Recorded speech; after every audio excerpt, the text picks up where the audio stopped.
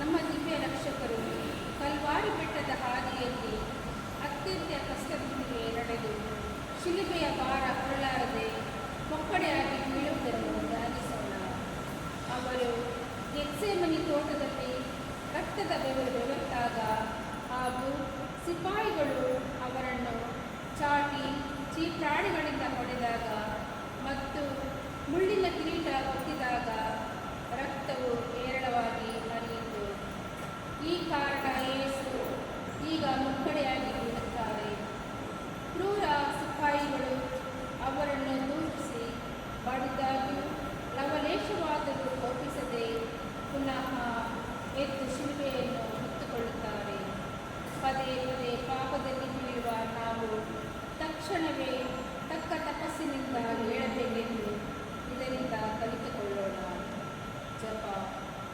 ಓ ಸುಗುಣ ಸಂಪನ್ನರಾದ ಯೇಸುವೆ, ಸರ್ವ ದಿಕ್ಕಿನಿಂದಲೂ ನಮ್ಮನ್ನು ಸುತ್ತಿಕೊಂಡಿರುವ ಆಪತ್ತುಗಳಿಂದ ನಮ್ಮನ್ನು ರಕ್ಷಿಸಿರಿ ಪ್ರಭುವೇ.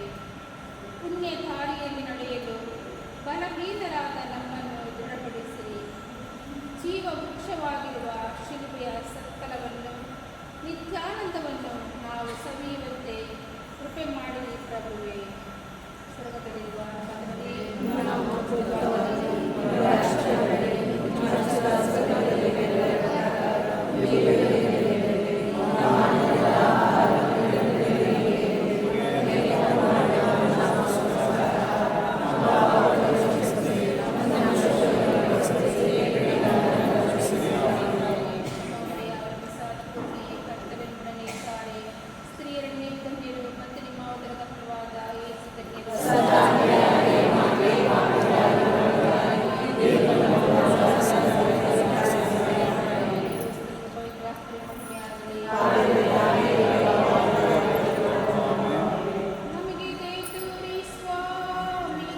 ನಮಗೆ